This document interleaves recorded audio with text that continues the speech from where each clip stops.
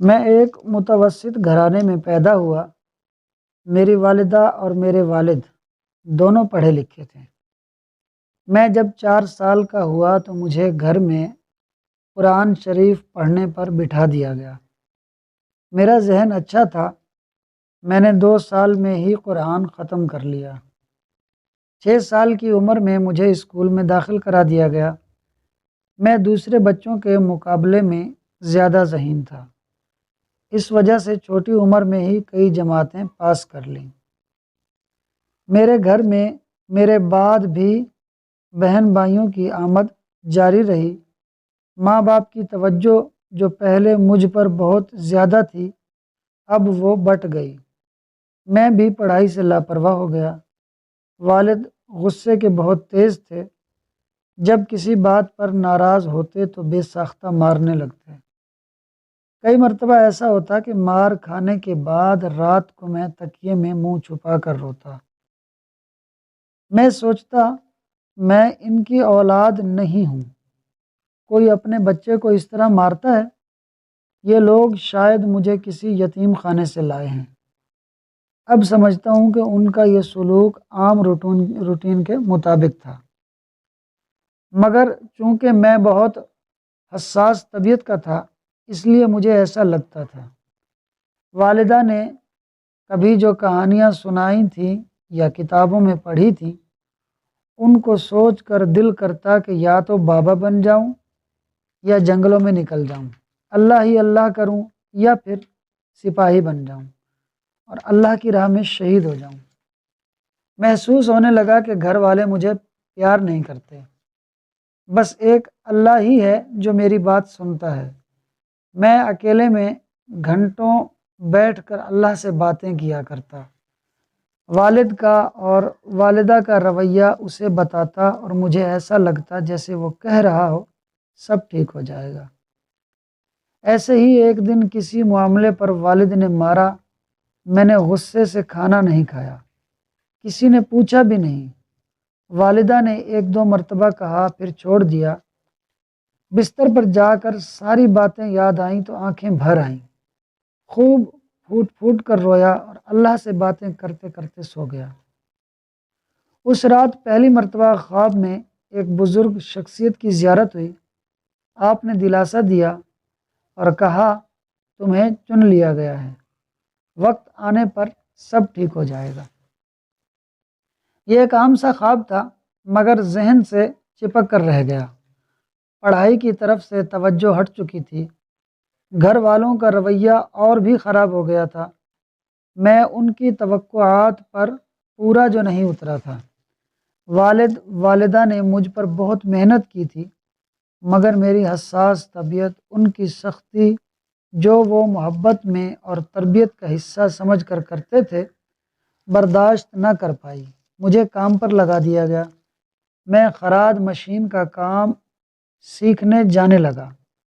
میری والدہ کہتی کہ میں تو چاہتی تھی کہ تم ڈاکٹر یا پھر کوئی بڑے آدمی بنو، ساری دنیا میں تمہاری دھوم ہو، تم اگر دل لگا کر پڑھتے تو تم کوئی آفیسر بنتے، آرام سے کرسی پر بیٹھتے، پنکھا چل رہا ہوتا، گھنٹی بجاتے، چپراسی آتا، تم اس سے اپنا کام کہتے، تمہارے پاس اپنی گاڑی ہوتی، مگر افسوس تم ایک مزدور کے مزدور رہے۔ والد کے بھی کچھ ایسے ہی خیالات تھے۔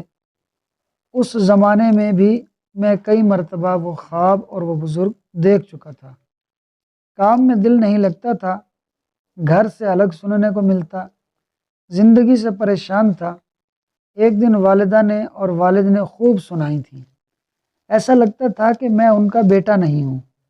باقی بہن بھائیوں سے خوب پیار کیا جاتا، مگر میں جو توجہ چاہتا تھا وہ نہیں ملتی تھی۔ اسی دوران خواب میں دکھائی دیا اور کہا گیا کہ فوج میں چلا گیا، یعنی مجھے خواب آیا کہ فوج میں چلے جاؤ۔ میری عمر 20 سال ہو چکی تھی، مگر فوج کے بارے میں کبھی نہیں سوچا تھا، نہ یہ پتہ تھا کہ بھرتی کہاں ہوتی ہے۔ سارا دن اس خواب کی ہدایت سے پریشان رہا۔ رات میں پھر وہی بزرگ دکھائی دیے اور پھر فوجی بھرتی کا دفتر دکھایا کہ یہ دیکھ MA جناح روڈ پر کیپری سینما کے برابر ہے، صبح وہاں چلا جا۔ میں دوسرے دن بھی نہیں گیا۔ اب تیسرے دن دیکھا کہ وہی بزرگ غصے میں کہہ رہے ہیں کہ اگر وہاں نہیں گیا تو ہم تیری ٹانگ توڑ دیں گے۔ صبح آنکھ کھلی، یہ خواب دیکھتے ہوئے تیسرا دن تھا۔ نہ چاہتے ہوئے بھی قدم فوجی بھرتی کے دفتر کی طرف اٹھنے لگے اور وہاں جا کر فوج کی EME کور یعنی الیکٹریکل میکینیکل انجینئرنگ کور میں بھرتی ہو گیا۔ کوئٹہ روانگی کا حکم ملا۔ یہ میری پہلی پوسٹنگ تھی۔ گھر والوں کو بتائے بغیر وہاں چلا گیا۔ وہاں پہنچ کر گھر والوں کو خط لکھا۔ والد کا جواب آیا کہ تمہاری والدہ بہت پریشان ہیں، کسی طرح چھٹی لے کر 1-2 دن کے لیے آ جاؤ۔ مگر میں نہیں گیا۔ ایک دن حکم ہوا کہ نوکری چھوڑ دو۔ یا اللہ، نوکری چھوڑ کر کہاں جاؤں؟ حکم ہوا بھاگ جاؤ۔ فوجی بھگوڑا بن جاؤں؟ یہ تو بہت شرم کی بات ہے۔ حکم ہوا تمہاری فزیکل ٹریننگ اتنی ہی تھی، وہ ہو چکی، اب تم چلتن پہاڑ کی طرف چلے جاؤ۔ لوگوں سے پوچھا کہ چلتن پہاڑ کہاں ہے، تو بتایا کہ یہ سامنے کنٹونمنٹ ایریا کی پشت پر چلتن پہاڑ ہی تو ہے۔ کوئی واضح نشانی موجود نہ تھی۔ کنٹونمنٹ میں ایک چشمے کا پانی سڑک کے کنارے کنارے بہتے ہوئے آتا تھا۔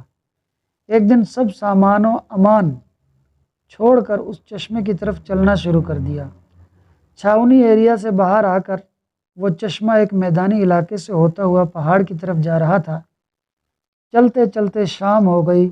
رات ایک مسجد میں بسر کی، بغیر کھائے پیے دوسرے دن بھی سفر جاری رکھا۔ صبح 10 بجے کے قریب پہاڑ شروع ہو گیا۔ ایک اونچی جگہ جا کر جیسے ہی نیچے ڈھلان دوبارہ شروع ہوئی اور جھونپڑی نما مکان دکھائی دیے۔ آس پاس کئی لوگ بھی دکھائی دے رہے تھے۔ قریب پہنچنے پر پتہ چلا کہ زیادہ تر کوئٹہ کے مقامی پٹھان ہیں۔ میں نے سلام کیا اور بیٹھ گیا۔ ایک ملنگ نما آدمی نے آ کر پوچھا، تم نے ناشتہ کیا؟ میں نے کہا نہیں۔ وہ ایک موٹی سی روٹی اور ایک پیالہ قہوہ لے کر آ گیا اور بولا ناشتہ کرو۔ میں نے ناشتہ کیا۔ تھوڑی دیر بعد وہی آیا اور بولا تم کو بابا بلاتا ہے۔ اندر گیا تو جیسی چٹائی باہر پڑی تھی اسی طرح کی چٹائی پر تکیے سے ٹیک لگائے ایک باریش مگر گنجا ادھیڑ عمر کا آدمی موجود تھا۔ میں نے سلام کیا، اس نے جواب دیا اور بولا تم عبداللہ ہے؟ میں نے کہا ہاں۔